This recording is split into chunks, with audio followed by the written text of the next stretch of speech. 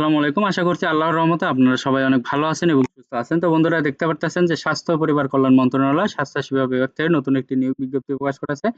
তো আপনারা এখানে মোট ১ থেকে ৫ টি ক্যাটেগরিতে আবেদন করতে পারবেন। তো কোন ক্যাটেগরিতে কতগুলো লোক নেওয়া হবে, পদ সংখ্যা কতগুলো, বেতন স্কেল, শিক্ষাগত যোগ্যতা, কোন জেলা থেকে আবেদন করতে পারবেন, আবেদন করতে কত টাকা খরচ পড়বে এবং আবেদনের সময়সীমা কত, সবকিছুই থাকছে আজকের এই ভিডিওতে। যদি আপনি আমার এই ভিডিওতে নতুন দর্শক হয়ে থাকেন, আপনাকে অসংখ্য ধন্যবাদ আমার এই ভিডিওতে আসার জন্য এবং ভিডিওটি দেখার জন্য।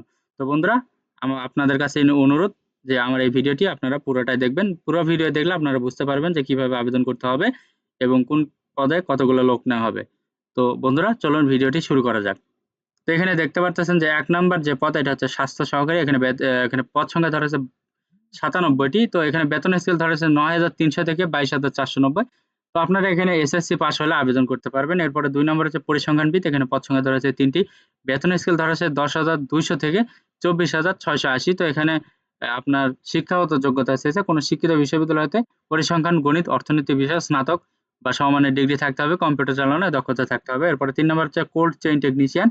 এখানে পদ সংখ্যা ধরা হয়েছে ১ টি। বেতন স্কেল ধরা হয়েছে ৯,৭০০ থেকে ২৩,৪৯০। তো এখানে শিক্ষাগত যোগ্যতা চেয়েছে কোনো শিক্ষিত বোর্ড হতে রেফ্রিজারেশন বা এয়ার কন্ডিশনিং ট্রেডে উচ্চ মাধ্যমিক সার্টিফিকেট বা হরিজনাল পরীক্ষায় উত্তীর্ণ হতে হবে। এরপর ৪ নম্বর হচ্ছে স্টোর কিপার। এখানে পদ সংখ্যা ধরা হয়েছে ৪ টি। এখানে শিক্ষাগত যোগ্যতা চেয়েছে কোনো শিক্ষিত বোর্ড হতে উচ্চ মাধ্যমিক সার্টিফিকেট বা সমমানের পরীক্ষায় উত্তীর্ণ হতে হবে। স্টোর কিপার নিয়োগের জন্য চূড়ান্ত বিবেচিত হলে সরকারি বিধি অনুযায়ী জামানত প্রদান করতে হবে। তো এখানে বেতন স্কেল ধরা হচ্ছে ৯,৩০০ থেকে ২২,৪৯০। এরপরে ৫ নম্বর হচ্ছে মুদ্রাক্ষরিক কাম কম্পিউটার অপারেটর। এখানে পদ সংখ্যা ধরা হয়েছে ১ টি। বেতন স্কেল ১০,২০০ থেকে ২৪,৬৮০।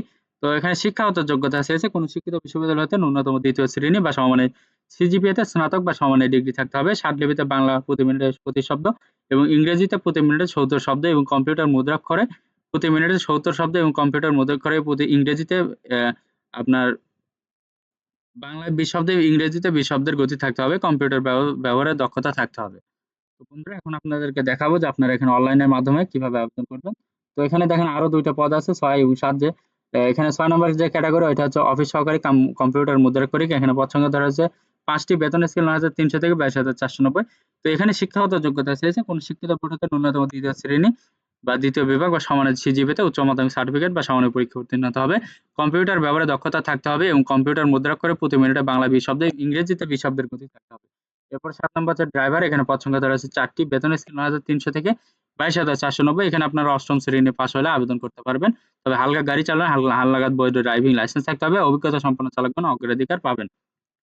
তো আপনাদেরকে এখন দেখাবো যে আপনারা অনলাইনের মাধ্যমে কিভাবে আবেদন করবেন এবং এখানে বয়স সীমা কত হইতে হবে আপনার আবেদন করার জন্য। তো এখানে অবশ্যই আপনাকে ১৮ থেকে ৩০ বছর বয়সের ভেতরে হইতে হবে। ১৮ থেকে ৩০ বছর বয়সের ভেতরে হলে আপনি এখানে আবেদন করতে পারবেন। যদি আপনি মুক্তিযোদ্ধার সন্তান হন এবং শারীরিক প্রতিবন্ধী হন তাহলে আপনি ৩২ বছর পর্যন্ত শিথিলযোগ্য হবে।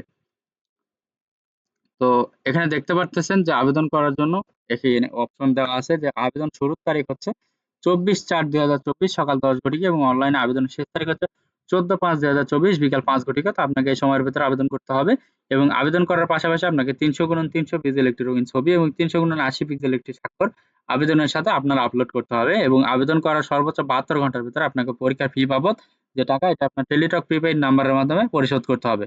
তো এখন দেখেন যে আপনার আবেদন করতে ১ থেকে ৭ নাম্বার ক্যাটেগরিতে কত টাকা খরচ পড়বে। তো এখানে দেখতে পারতেছেন যে আপনার পরীক্ষার ফি বাবদ যে ১৩ থেকে ১৬ তম গ্রেডের যে বেতন স্কেল, এখানে আপনার পরীক্ষার ফি বাবদ ৳২২৩ এই ফি দিতে হবে সর্বোচ্চ ৭২ ঘন্টার ভেতরে। যদি আপনি ৳২২৩ ফি দিতে পারেন তাহলে আপনার আবেদনপত্রটি গৃহীত হবে। যদি আপনি দিতে না পারেন তাহলে আপনার আবেদনপত্রটি বাতিল বলে গণ্য হবে। তো আবেদনপত্রে আপনার পরীক্ষার ফি দিলে কি করবেন, এখানে দেখেন লিঙ্ক, এখানে এক্সাম্পল হিসেবে এসএমএস দেওয়ার অপশন আছে যে আপনি আপনার মোবাইল ফোন দিয়ে কিভাবে তাদেরকে এসএমএস করবেন। তাদেরকে এইভাবে যদি আপনি এসএমএস করেন, এসএমএস করার পরে তারা একটি ইউজার আইডি পাসওয়ার্ড দিয়ে দিবে। ইউজার আইডি পাসওয়ার্ড দিয়ে আপনি এই যে লিংকে ক্লিক করে লগইন করবেন। লগইন করার পরে দেখতে পারবেন যে ওখানে আপনার রোল নাম্বার থাকবে, পদের নাম থাকবে, ছবি থাকবে, পরীক্ষার তারিখ, সময় ও ভেন্যুর নাম থাকবে। তো এই সব কিছু আপনার প্রবেশপত্র সম্বলিত আকারে থাকবে, সেটা আপনার ডাউনলোড করতে হবে এবং ডাউনলোড করার পরে রঙিন প্রিন্ট করে বের করে নিতে হবে।